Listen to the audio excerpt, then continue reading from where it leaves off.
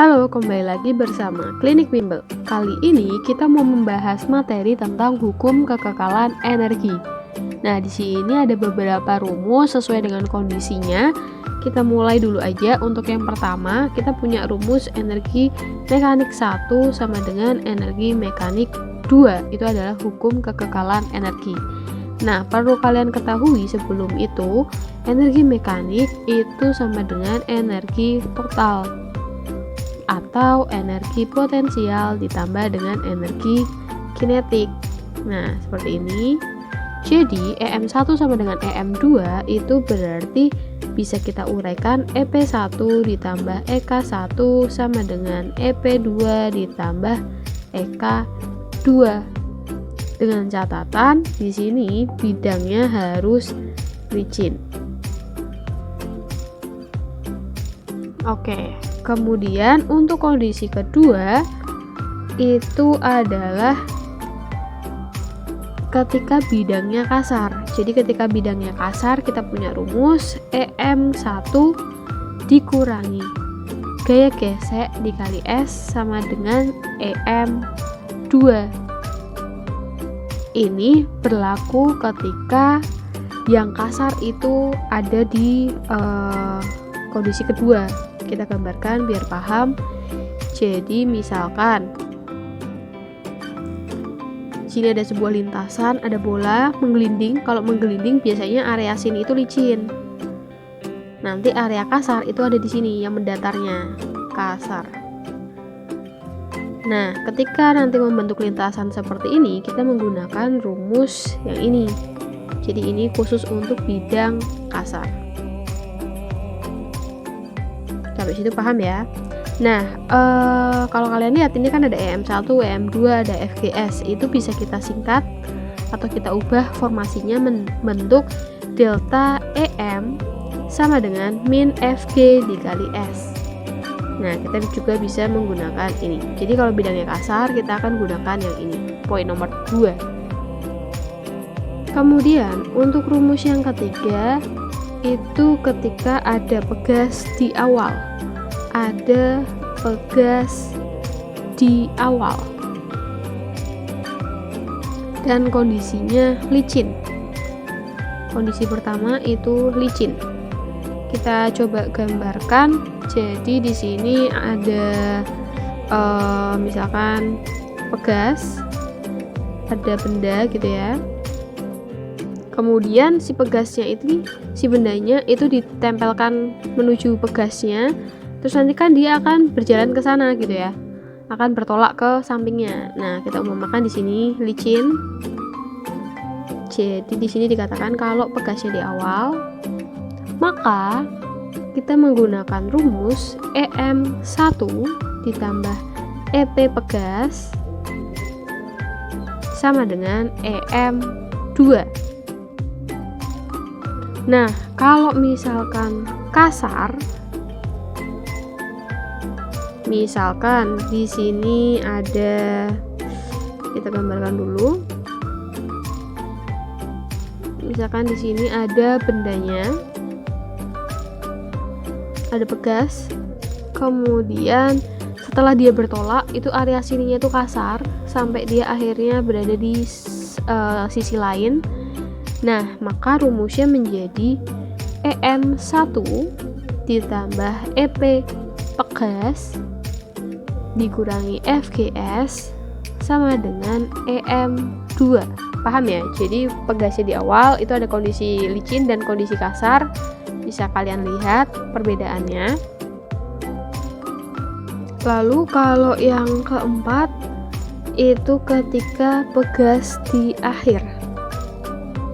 Pegas di akhir itu juga ada dua kondisi, licin sama yang kasar. Kita gambarkan yang licin terlebih dahulu. Jadi misalkan di sini ada benda, kemudian di sini ada pegas. Jadi bendanya ini didorong sampai kena pegas, dia kan akan memantul gitu ya, sampai dia berada di dekat pegasnya. Nah, ini kondisinya licin, maka kita menggunakan rumus EM1 sama dengan EM2 ditambah EP pegas. Kemudian untuk kondisi kedua, di sini ada benda, dia dijalankan ke sana ke arah pegas, tapi bidangnya itu kasar, maka nanti rumusnya menjadi EM1 dikurangi FGS sama dengan EM2 ditambah EP pegas. Oke, kurang lebih seperti ini. Selanjutnya untuk soal nomor 1, jadi di sini ada lintasan. Lintasannya itu ada titik A, titik B, sama titik C. Kemudian kita tahu bahwa di titik B itu sebagai acuan itu ketinggiannya adalah 0. Kemudian titik C itu 1 meter dari acuan atau dari tanah, sedangkan titik B-nya itu adalah 2 meter. Kemudian yang ditanyakan itu adalah kecepatan B dan kecepatan C. Jadi ada bola nih yang ditanyakan ketika kecepatannya sampai di titik B itu berapa, dan kemudian ketika kecepatannya di titik C itu berapa. Nah, ketika bola dilepaskan itu awalnya diam, berarti nanti VA-nya itu adalah 0. Untuk soal seperti ini kita bisa menggunakan energi mekanik ya, yang pertama karena kondisinya adalah licin, sehingga kita bisa tulis EM1 sama dengan EM2. Nah, satunya kita ubah nih, kita ganti. Di sini kan ada 3 titik. Kita pilih yang karena kita mau cari B, kita cari EMA sama EMB. Misalkan EMC juga bisa, tapi kan yang diketahui adalah VA. Jadi akan lebih mudah kalau kita mencari kecepatan kecepatan B menggunakan A, atau kita gunakan EMA sama dengan EMB. Kemudian kita tulis EPA ditambah EKA sama dengan EPB ditambah EKB. Lalu kita tuliskan MGH ditambah setengah MV kuadrat, MGH ditambah setengah MV kuadrat. Kita bisa coret M-nya ya, sama seperti video-video sebelumnya. Kemudian sisanya G-nya adalah 10, H-nya adalah HA, berarti 2, ditambah kecepatan A, itu kan 0, berarti otomatis 0, G-nya 10, HB, ini HB ya, HB-nya adalah 0, berarti 0 hasilnya, kita langsung aja, ditambah setengah VB kuadrat, sehingga 20 sama dengan VB kuadrat, setengahnya kita pindah ruas jadi 2 ya, berarti 40 di akar sama dengan VB, maka VB sama dengan 2 akar 10 meter per second. Nah, kita sudah dapat VB. Kemudian yang kita butuhkan VC. Berarti kita coba bandingkan EM di B sama dengan EM di C. Berarti EPB ditambah EKB sama dengan EPC ditambah EKC. Kemudian EPB-nya karena tidak punya ketinggian berarti 0, ditambah setengah MVB kuadrat sama dengan EPC berarti MGHC ditambah setengah MVC kuadrat. Setengah dikali masanya diketahui nggak? Apakah bisa dicoret? Iya, jawabannya bisa ya.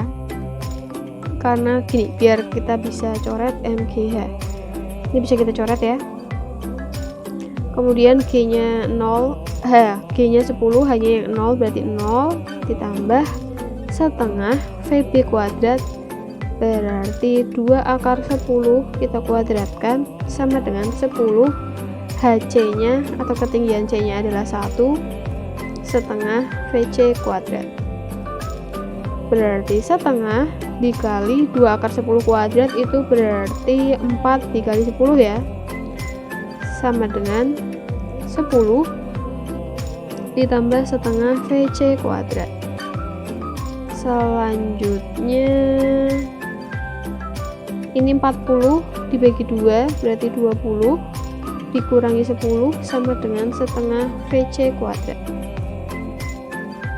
Berarti 10 sama dengan, kita langsung kalikan setengahnya, dikali 2 sama dengan VC kuadrat sama dengan 20 VC kuadrat. Jadi VC sama dengan akar 20. Akar 20 itu berarti 2 akar 5.